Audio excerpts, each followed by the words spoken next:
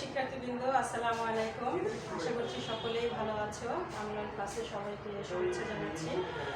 আমি আজকে তোমাদের ষষ্ঠ শ্রেণীর বাংলা প্রথম পত্র বিষয়ে ক্লাস নিচ্ছি।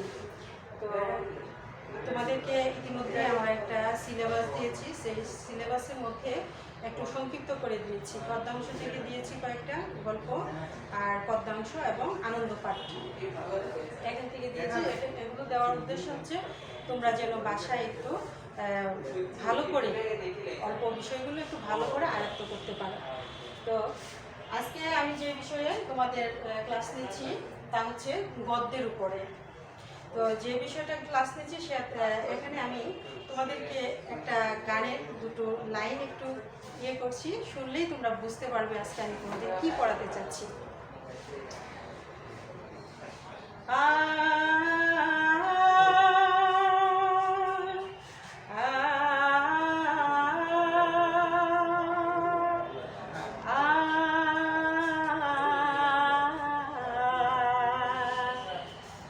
কি তোমাদের কিছু মনে পড়ে যাচ্ছে?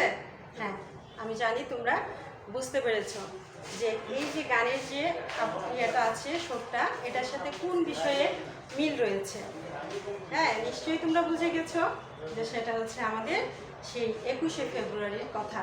তো আমি আজকে তোমাদেরকে পড়াবো এই বিষয়টার উপরে, অমর 21শে। বিষয়টি লিখেছেন রফিকুল ইসলাম। আচ্ছা, 21কে অমর বলা হয়েছে কেন? নিশ্চয়ই তোমাদের কাছে এটা একটা প্রশ্ন থেকেই যাচ্ছে যে 21 হচ্ছে অমর কেন? আমাদের কি আর মাস নাই? আমাদের কি আর দিন নাই? অবশ্যই আছে, কিন্তু সেগুলো অমর হলো না কেন? একটা তারিখ অমর হয়ে আছে বাঙালির জাতীয় জীবনে। তো ঠিক আছে, আমি এই বিষয়টা নিয়ে একটু পরে আলোচনা করছি। তো যে বিষয়টা আগে আলোচনা করা দরকার তা হচ্ছে এই 21 নিয়ে যিনি আমাদের জন্য এই গল্পটাকে লিখেছেন সুন্দর করে, আমরা তার সম্পর্কে একটু জেনে নিই। তো প্রথমেই দেখো যে এখানে আছে লেখক পরিচিতি। গল্পটা লিখেছেন রফিকুল ইসলাম। এই আমাদের এই উনি লেখক রফিকুল ইসলাম 1934 খ্রিস্টাব্দে মতলব থানা কলাকান্দা গ্রামে জন্মগ্রহণ করেন। তিনি মতলব থানা কলাকান্দা গ্রামে তিনি দীর্ঘদিন ঢাকা বিশ্ববিদ্যালয়ে অধ্যাপনা করেছিলেন। তিনি ভাষা আন্দোলন ও মুক্তিযুদ্ধ নিয়ে অনেক কিছু লিখেছেন। তার উল্লেখযোগ্য কিছু গ্রন্থ রয়েছে।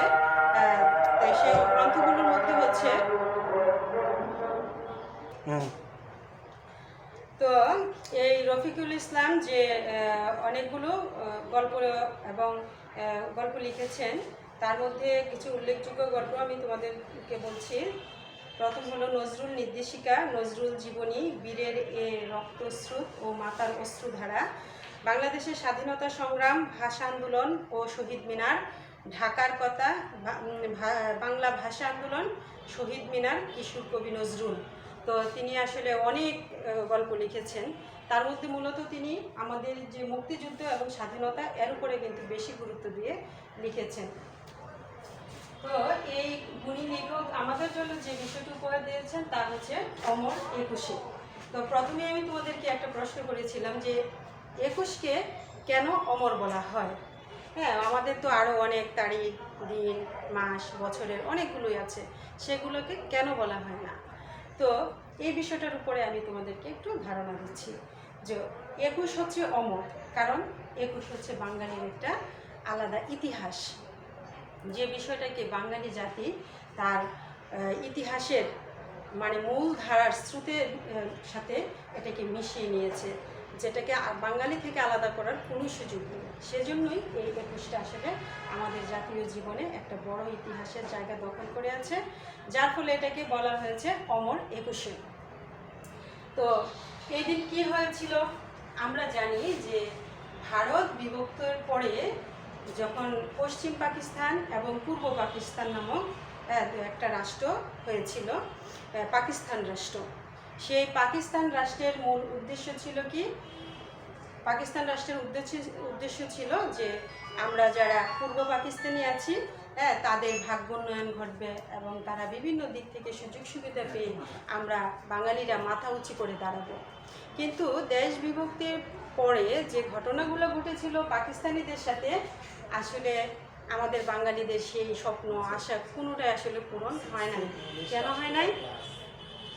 এই পাকিস্তানি গোষ্ঠী শুরু থেকে তাদের একটা মানসিকতা ছিল বাঙালিদেরকে শাসন এবং শোষণ। সেই শাসন এবং শোষণের প্রথম যে ধাপটা তারা প্রকাশ করেছিল তা ছিল এই 1952 সালের ভাষা আন্দোলনকে কেন্দ্র করে। পৃথিবীতে এমন কোনো জাতিগোষ্ঠী নাই যে যারা ভাষার জন্য সংগ্রাম করতে হয়েছে যাদের। হ্যাঁ, বাঙালি হলো এমন একটা জাতি যাদেরকে মাতৃভাষা, ভাষা হচ্ছে মানুষের একটা জন্মগত অধিকার। এটা হচ্ছে মানুষ জন্মের পর প্রত্যেকেই তার মায়ের কাছ থেকে একটা ভাষা শিখে, যা তার জন্মগতভাবেই হয়ে থাকে। তো এটা নিয়ে আসলে কেউ যখন কাউকে চাপিয়ে দিবে বা কারো উপরে এটা নিয়ে খবরদারি করবে, আসলে এটা সহ্য করা যায় না। তো ঠিক এই কাজটাই কিন্তু করেছিল আমাদের পশ্চিমা শাসক গোষ্ঠী। সর্বপ্রথম তারা আমাদের এই ভাষার উপরে আঘাত এনেছিল। সেটা কত সালে? 1952 সালে। 1952 সালে কিন্তু এই ভাষা আন্দোলনের যে প্রেক্ষাপট সেটা তৈরি হয়েছিল। কিভাবে? খাজা নাজিমুদ্দিন 1952 সালে 26শে জানুয়ারি তিনি ঘোষণা করেছিলেন যে উর্দু হবে পাকিস্তানের একমাত্র রাষ্ট্রভাষা। তো আমরা জানি যে পাকিস্তান নামক যে রাষ্ট্রটা আছে সেটা পশ্চিম পাকিস্তানের ভাষাটা হচ্ছে উর্দু। তো তারা চেয়েছিল যেহেতু পূর্ব বাংলাটাও ছিল তাদের মধ্যে, সুতরাং একটা রাষ্ট্র, তো ভাষাটাও হবে একটা, তো উর্দু হবে। কিন্তু আমাদের এই বাঙালি জাতির ভাষা হচ্ছে বাংলা।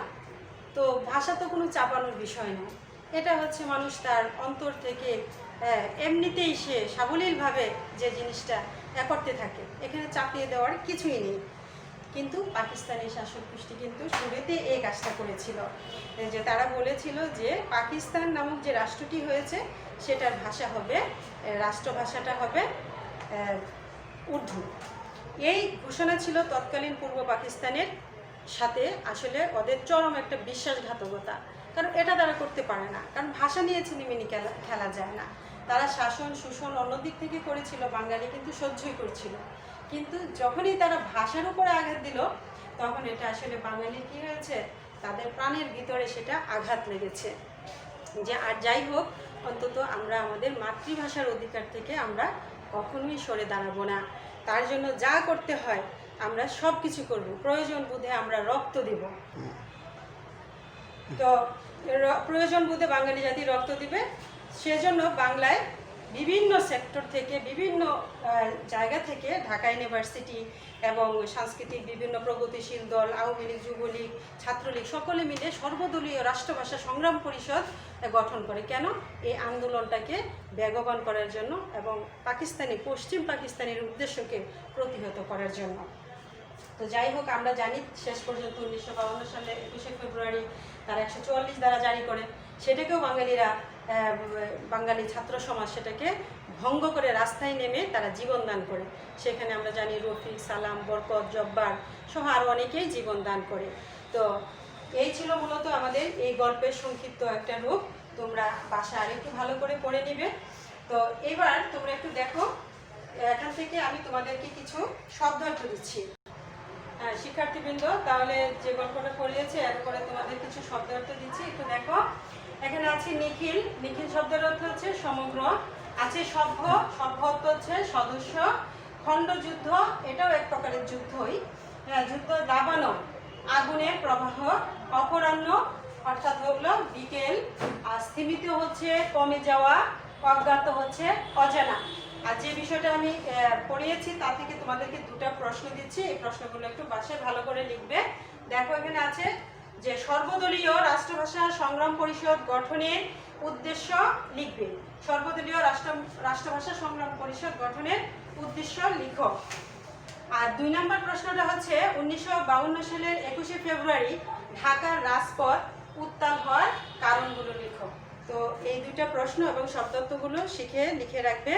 আর সে পর্যন্ত অন্য ক্লাস, আমরা আগামী ক্লাস পর্যন্ত, তো সকলেই ভালো থাকবে। সবাইকে শুভেচ্ছা জানিয়ে শেষ করছি আজকের ক্লাস। ধন্যবাদ সবাইকে। বাসায় বোর্ডটা সেট করতে পারি কি দিচ্ছি না, প্রশ্ন হয়েছে না?